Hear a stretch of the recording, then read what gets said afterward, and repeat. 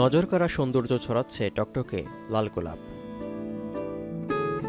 ভালোবাসার সম্পর্কের মিষ্টি গভীরতার প্রতীক হিসেবে খ্যাত এই ফুলের দৃশ্য লাতিন আমেরিকার দেশ ইকুয়েডরের।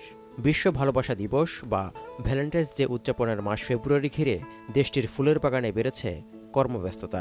গাছের পরিচর্যা ও ফুল সংগ্রহে ব্যস্ত চাষিরা। 14 ফেব্রুয়ারির আগেই যুক্তরাষ্ট্র এবং ইউরোপের চাহিদা মেটাতে রপ্তানির জন্য প্রস্তুত করা হচ্ছে গোলাপ।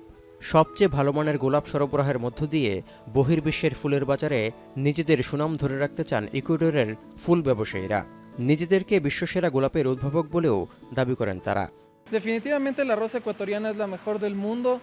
Yo considero por el tamaño que tiene, por el largo de sus tallos y por el tamaño de la cabeza que tiene, es la más grande del mundo y eso se da porque se cultiva a varios metros sobre el nivel del mar.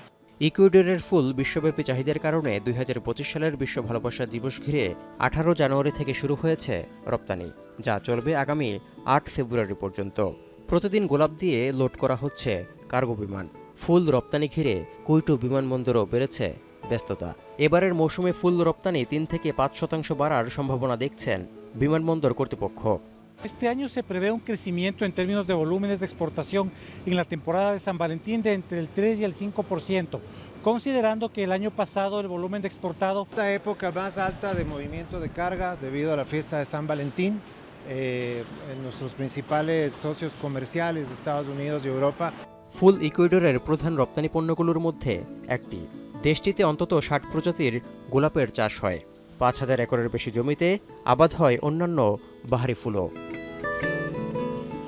Touhidur Rahman, এখন বিশ্ব।